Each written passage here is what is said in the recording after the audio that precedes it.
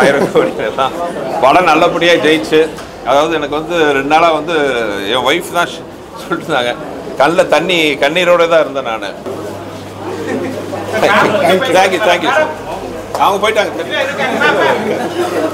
படம் பார்க்க வந்தாங்க. படம் okay, thank you sir. Thank you. Madha Gaja Raja ஒரு இனிய பொங்கலாக இது அமைச்சு கொடுத்துருக்கு. என்னை பொறுத்தவரை மதகஜராஜா நாங்கள் ஆரம்பிக்கும் போதே நான் ஆசைப்பட்டது வந்து பொங்கல் படமாக இருக்கணும்னு. ஆனால் என்னோட சேனல்ங்கிறது இதுதான். I am entertainer. நம்மளே வந்து ஒரு தியேட்டரில் ஒரு ஃபுல்லாக இருட்டு அறைக்கில் 2 மணி நேரம் ஒரு சீட்டில் உட்காந்துருக்கோம்னா வந்து அது உட்கார வைக்கிறது சாதாரண விஷயம் கிடையாது. ஸோ அந்த 2 மணி நேரம் நமக்கு டைமை கொடுத்து வந்து உட்கார்ற மக்களை சந்தோஷமாக வச்சுக்கணுங்கிறதா வந்து என்னோட கொள்கை. அதாவது ஹீரோ வந்து 2 கையா தூக்கக்கூடிய சீன்ஸ் வந்து தியேட்டரில் விசில் சத்தம் பறக்குது. அந்த மேட்சுக்கே சொல்லுங்க. என்ன சொல்றதுன்னு தெரியல. அது என்னன்னு தெரியல. என் படம் அது விட்டுருங்களேன், அதை பேசலாம். படத்தில் வந்து கிளாமர் இருக்கலாம், வல்காரிட்டி இருக்கக்கூடாதும்பாங்க. அது சிம்பிள். அதான் அதுக்குள்ள அது அஜித் சார் படத்தில் வர மாதிரி அது ஒரு மெல்லிய கோடு தான்.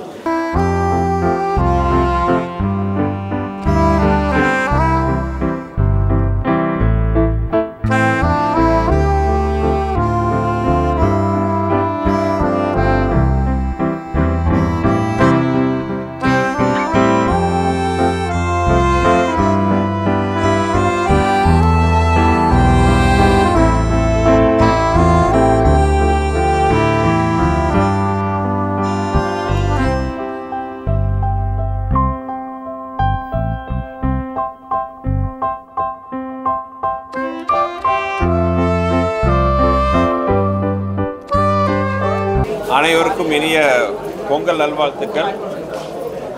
எனக்கு வந்து இது வந்து ரொம்ப ஒரு ஸ்பெஷல் பொங்கல்னு சொல்லணும். கிட்டத்தட்ட 30 வருஷத்துக்கு முன்னாடி இதே பொங்கல் நாளில் வந்து தமிழ்நாட்டு ரசிகர்கள்னு சொல்ல மாட்டேன், என்னோட தெய்வங்கள்னு சொல்லுவேன். அவங்க வந்து எனக்கு வாழ்க்கை கொடுத்தாங்க உள்ளத்தெளி திரைப்படத்தின் மூலம். 30 வருஷமாக வந்து அவங்களோட ஆசீர்வாதத்துலேயும் தயவுலையும் வந்து நல்லபடியாக என்னோடய வாழ்க்கை ஓடிட்டுருக்கு. மறுபடியும் இந்த மதகஜராஜா இந்த பொங்கலுக்கு வந்து மிகப்பெரிய வாழ்க்கை கொடுத்துருக்காங்க. மதகஜராஜா எல்லாருமே பார்த்திங்கன்னா ஒரு 12 வருஷம் முன்னாடி எடுத்த படம். நாங்கள் என்னை பொறுத்தவரை இது ஒரு கும்பமேளா தள்ளி வந்திருக்கு. போன கும்பமேளாவுக்கு வர வேண்டிய படம் இந்த கும்பமேளாவுக்கு வந்திருக்கு நான் சொல்லுவேன். இதுக்கு வந்து ரசிகர்களாகட்டும், பொதுமக்கள் ஆகட்டும், மீடியா, பத்திரிகையாளர்கள், ரிவ்யூவர்ஸ், படம் பார்த்துட்டு ஃபஸ்ட் ஷோ பார்த்து கருத்து சொன்ன மக்கள், ரசிகர்கள் அனைவரும் வந்து என்னுடைய சிறந்தார்ந்த நன்றிகளும் வணக்கங்களும். அதாவது எனக்கு வந்து 2 நாளாக வந்து என் ஒய்ஃப் தான் சொல்லிட்டு இருந்தாங்க, கண்ணீரோடு தான் இருந்தேன் நான். ஏன்னா அந்த ரிசப்ஷன்லாம் பார்த்து, அதாவது கிட்டத்தட்ட 100க்கு 100% வந்து ஒரு பாசிட்டிவான ரிவ்யூ வந்த படம்னு பார்த்தீங்கன்னா எனக்கு தெரிஞ்சு தான் முதல் படம். என் படம்னு நான் சொல்ல, மொத்தத்திலே பார்த்தீங்கன்னா இந்த அளவுக்கு ஒரு பாசிட்டிவாக படம் பார்த்தவங்க எல்லாருமே பார்த்து அந்த படத்தை பார்த்து ரசித்து நல்ல விதமாக கருத்து சொன்ன படம் பார்த்தீங்கன்னா எனக்கு தெரிஞ்சு மதகஜராஜா தான் ஃபஸ்ட்டு நான் சொல்லுவேன். ரொம்ப சந்தோஷம். இந்த பொங்கல் கொண்டாட்டம் எனக்கும் என் குடும்பத்துக்கும் என்னோடய யூனிட்டுக்கு மட்டும் இல்லாமல் மெயினாக தியேட்டர் ஓனர்ஸ், விநியோகஸ்தர்கள், திரையுலகத்தில் இருக்கிற எல்லாருக்கும் பார்த்தீங்கன்னா மதகஜராஜா ஒரு இனிய பொங்கலாக இது அமைச்சு கொடுத்துருக்கு. கண்டிப்பாக நான் வரும்போது கமலா தேட்டர்ஸ் பார்த்தேன். ஃபுல்லாக இவ்வளோ காரு நிறுத்த இடம் இல்லாமல் பைக்ஸ் எல்லாம் பார்க்கும்போது மனசுக்கு சந்தோஷமாக இருந்துச்சு. மதகஜராஜா மட்டும் இல்லாமல் இந்த இது பொங்கலுக்கு ரிலீஸ் ஆன எல்லா படமும் மாபெரும் வெற்றி பெறணும்னு எல்லாம் ஆண்டவனை வேண்டிக்கிறேன். ரொம்ப மறுபடியும் ரொம்ப நன்றி. ஏன்னா வெள்ளிக்கிழமை மறுபடியும் வந்து உங்களெல்லாம் சந்திக்கணும்னு நான் இருக்கேன். அப்போ ரொம்ப விலாவரியாக நம்ம பேசுவோம். இந்த நேரத்தில் இந்த வெளியிட்ட இந்த படம் ரிலீஸ் ஆகிறதுக்கு முக்கிய காரணமாக இருந்த ஒரு 3 பேரை பற்றி நான் சொல்லணும்.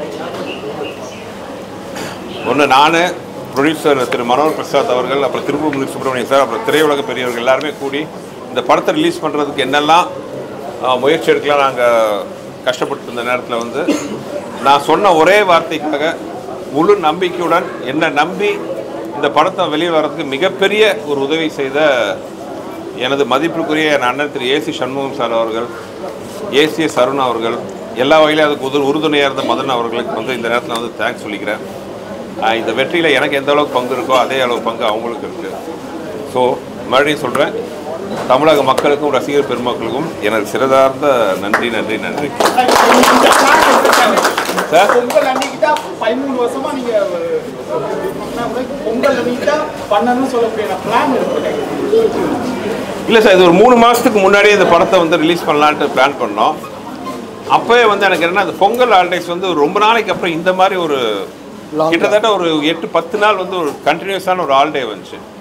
என்னை பொறுத்தவரை மதகஜராஜா நாங்கள் ஆரம்பிக்கும் போதே நான் ஆசைப்பட்டது வந்து பொங்கல் படமாக இருக்கணும்ட்டு. ஏன்னா அது வந்து ஒரு பொங்கல் கொண்டாடணும், நம்மளோட எல்லாமே திரும்பி கோயிங் டு வில்லேஜுங்கிற மாதிரி ஒரு கதையை ஆரம்பிக்கும். ஒரு சிட்டியில் இருக்கிற 4 நண்பர்கள் ஒரு கல்யாணத்துக்காக வந்து ஒரு வில்லேஜுக்கு போகிறாங்க போது அது ஆட்டோமேட்டிக்காக என்ன தெரியல எனக்கு ஒரு வகையில் அது வந்து பொங்கல் பண்டிகையோட கனெக்ட் ஆச்சு.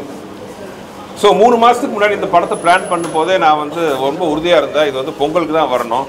அதுக்கான எந்த ரிஸ்க், எந்த படம் வந்தாலும் அந்த ரிஸ்க் எடுக்கிறதுக்காக நான் தயாராக இருந்தேன். அப்படி கொஞ்சம் பேச்சுவார்த்தைக்கு போயிட்டு இருந்துச்சு. திடீர்னு 31ஆம் தேதி வந்து மறுபடியும் நானும் Tiruppur Subramanian sir and Manohar Prasad sir கலந்து பேசி படத்தை ரிலீஸ் பண்ணலான்ட்டு அந்த முடிவு எடுத்தது இந்த வருஷம் ஜனவரி 1ஆம் தேதி. ஜனவரி 1ஆம் தேதி முடிவெடுத்த இந்த படம் 12ஆம் தேதி வந்து தமிழ்நாடு ஃபுல்லாக ரிலீஸ் ஆகி இவ்வளோ பெரிய வெற்றி பெற்றிருக்குன்னா அது வந்து ஆண்டவனோட அருள், ரசிகர்களோட கருணைன்னு தான் சொல்லுவேன் நான். 1000 கோடி கலெக்ஷன் வாங்க ஏதாவது ஐடியா இருக்கா? ஹிந்தியில இப்படிலாம் வாய் விட்டு நான் மாட்டிக்க தயாரா இல்லை. 1000 கோடி தான் படம் நல்லபடியாக ஜெயிச்சு எல்லாத்தையும் சந்தோஷப்படுத்தினா அதுவே எனக்கு மிகப்பெரிய சந்தோஷம். கலெக்ஷன் எல்லாம் என்னோட டிபார்ட்மெண்ட் இல்லை. I am a director. நல்ல படங்கள் ரசிகர்கள் கொடுக்கணும், அவங்களுக்கு பிடிச்ச மாதிரி கொடுக்கணும். அவங்க வந்து சினிமா தேட்டருக்கு வந்தால் மினிமம் ஒரு 5-20 நிமிஷமாச்சு மனசு விட்டு அவங்க கவலையெல்லாம் மறந்து சந்தோஷமாக இருக்கணும். அதுதான் என்னோட ஆசை. பண கணக்கு வழக்கெல்லாம் வந்து தயாரிப்பு சைடு. ஆடியன்ஸ் கிட்ட 2-3 பேர்த்த நான் கேள்வி பைட்ஸ் எடுத்தோம். அவங்க சொல்லக்கூடிய ரீசன் எல்லாமே இப்போ மூவி இந்த மாதிரி இருந்தால் எங்களுக்கு போகணும், இந்த சமுதாய கருத்துக்கள், இந்த வெட்டு குண்டு கொலை ரொம்பவே போர் அடிச்சுன்னு சொல்றாங்க. உங்களுடைய அப்கமிங் படங்கள் இந்த மாதிரியான ஒரு ஜானியர் இருக்குமா இல்லை இது எப்படி சார்? இல்லை, கையில் 5 விரலும் ஒவ்வொரு மாதிரி இருக்கும். அது மாதிரி எல்லா டைப் ஆஃப் மூவிஸ் வரணும், அது எந்த மாற்று கருத்தும் கிடையாது. ஆனால் என்னோட ஜானருங்கிறது இதுதான். I M A entertainer. என்னை பொறுத்தவரை வந்து சினிமாவுக்கு வந்து 2 மணி நேரம் மக்கள் வந்து அவங்க டைமை, அதாவது சும்மா உட்காந்துருக்கிறது ரொம்ப கஷ்டம். ரஜினி சார் வந்து அப்போ என்ன ஒரு கதையை சொன்னார், சும்மா உட்காந்துருக்கிறது எவ்வளோ, ஒரு சீட்டில் வந்து ஒரு 5 நிமிஷம் 10 நிமிஷம் உட்காந்துருக்கிறதே ரொம்ப கஷ்டம். அப்படிப்பட்ட இயல்பு தான் மனித இயல்பு. ஆனால் வந்து நம்மளே வந்து ஒரு தியேட்டரில் ஒரு ஃபுல்லாக இருட்டு அறைக்கில் 2 மணி நேரம் ஒரு சீட்டில் உட்காந்துருக்கோம்னா வந்து அது உட்கார வைக்கிறது சாதாரண விஷயம் கிடையாது. ஸோ அந்த 2 மணி நேரம் நமக்கு டைமை கொடுத்து வந்து உட்கார்ற மக்களை சந்தோஷமாக வச்சுக்கணுங்கிறதா வந்து என்னோட கொள்கை. அந்த வகையில் பார்த்தீங்கன்னா என்னுடைய படங்கள் எல்லாமே ஒரு சந்தோஷமான குடும்பத்தோடு உட்காந்து பார்க்கக்கூடிய என்டர்டெயின்மெண்ட் படங்களாக தான் இருக்கும். அப்படி தான் இது வரைக்கும் நான் எல்லா படமும் எடுத்துகிட்டு இருக்கேன். என்னைக்காச்சும் இந்த ரூட் மாதிரி நான் அப்படி வேறு பக்கம் போனால் மக்களை மண்டையில் தட்டி உனக்கு தான் ஒரு இடம் கொடுத்துருக்குமே, உனக்கு ஒரு லைசன்ஸ் கொடுத்துருக்குமே என்ன என்டர்டெயின் பண்ணுறதுன்ட்டு தட்டி ஒரு படத்தை தோற்க வச்சு மறுபடியும் என்னோடய ரூட்டுக்கு கொண்டு வர வச்சுடுறாங்க. ஸோ இன்னும் என்னுடைய படங்கள் எல்லாம் அடுத்து நான் பண்ணுற கேங்கர்ஸ் ஆகட்டும், நீ வர படங்கள் எல்லாமே பார்த்தீங்கன்னா மக்களை மகிழ்விக்கக்கூடிய அவங்களுக்கு ஒரு நல்ல என்டர்டெயின்மெண்ட் படமாக தான் இருக்கும். மக்களை மகிழ்விக்கக்கூடிய படம் மாதிரி பொதுவாக வந்து ஒரு 20 வருஷம் 30 வருஷம் முன்னாடி அந்த படத்தை ரீரிலீஸ் பண்ணுவாங்க, கொஞ்சம் எல்லா கலரிங்லாம் பண்ணிட்டு. இந்த 12 வருஷம் கழிச்சு ஒரு படம் வருது, அந்த சூழலுக்கு முன்னாடி நீங்கள் ஒரு 2 வருஷம் 3 வருஷம் முன்னாடி திங்க் பண்ணியிருப்பீங்க. அவுட் புட் எப்படி இன்னைக்கு இருக்க கரண்ட்டுக்கு தகுந்த மாதிரி மக்களுக்கு எப்படி பிடிச்சிருக்குன்னு நினச்சிங்க சார்? தெரியல, அது தெரியல சார். என் படங்கள் எப்பவுமே பார்த்தீங்கன்னா எல்லாமே என்டர்டெயின்மெண்ட்டாக தான். நீங்கள் என் பழைய படம் எதை பார்த்தாலும் இப்போ ரசிக்கிறாங்க. ஏன்னா நான் வந்து ஒரு சினிமா ரசிகனாக தான் படம் எடுக்கிறேன். எந்த நேரத்துலையும் வந்து நான் பார்க்கறது போது ரசிக்கக்கூடிய படங்களாக தான் நான் எடுக்கிறேன். என் முதல் படம் பார்த்தீங்கன்னா முறைமாவன் படம். அது இப்போ பார்த்தீங்கன்னாலும் பயங்கர சிரிப்பாக இருக்கும். அந்த படத்தில் பார்த்தீங்கன்னா ஹீரோ தான் எல்லா வில்லத்தனம் பண்ணிட்டு இருப்பார். வில்லன் நல்லதே பண்ணுவான், ஹீரோ போய் தப்பாக பண்ணி ஜெயிச்சுட்டு வந்துடுவார். ஒரு ஸ்டேஜில் வில்ல சூசைட் பண்ண போவான். அப்போ நான் சொல்லும்போது என்ன கேட்டேன், ஏன்னா இப்படி இருக்கா, நல்லா இருக்குமான்ட்டு தைரியமாக எடுத்தேன். இப்பவும் பார்த்தீங்கன்னா அதெல்லாம் ட்ரெண்டிங்கில் தான் இருக்குது. அதில் வந்து அண்ணன் ஆகட்டும் எல்லாமே ஆகட்டும், ஏதோ அது தெரியல எனக்கு. என் படங்கள் காலம் கடந்து சில சமயம் வந்து ரசிக்கப்படுது. ஸோ அந்த வகையில் பார்த்தீங்கன்னா மதகஜராஜா அந்த மாதிரி 12 வருஷங்கிறது யாருமே அதை கணக்காக எடுத்துக்கல. எல்லாருமே வந்து அது ஒரு ஃப்ரெஷ்ஷான படமாக பார்க்குறாங்க. Thanks to everybody. இல்லை இப்போவே எல்லாம் பேசிட்டு அப்புறம் நான் ஹீரோயின் மேஜிக்கை மட்டும் சொல்லுங்க சார். உங்கள் படங்கள் எத்தனை ஹீரோயின் கிளாமர் ரொம்ப தூக்கலாக இருக்கு, அது ஒரு மேஜிக் மட்டும் சொல்லுங்க. அதாவது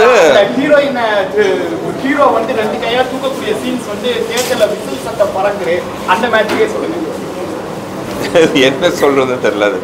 அது என்னன்னு தெரியல. என் படம் அது விட்டுருங்களேன், அதை பேசலாம். தேங்க்யூ எல்லாம். அதாவது என்னை பொறுத்தவரை அது ஒன்று தாங்க. அதாவது ஹீரோயின் சொல்கிற மாதிரி நான் சொல்கிறேன், படத்தில் வந்து கிளாமர் இருக்கலாம், வல்காரிட்டி இருக்கக்கூடாதுன்னு பாங்க. அது சிம்பிள். அதுக்குள்ள அது அஜித் சார் படத்தில் வர மாதிரி அது ஒரு மெல்லிய கோடு தான். அதை தாண்டாமல் பார்த்துக்கணும். அதாவது பெண்களும் ரசிக்கிற மாதிரி, அவங்களும் வந்து ரசித்து பார்க்குற மாதிரி வந்து ஒரு அழகையெல்லாம் எடுத்துட்டோம்னா அது வந்து ரொம்ப நல்லா இருக்கும். சார் மாதிரியான அடுத்த ஜோனல் எப்படி சார் வரும்? Thank you sir. அவங்க போயிட்டாங்க. படம் பார்க்க வந்தாங்க. படம் பார்க்க. Okay, thank you sir. தேங்க்யூ.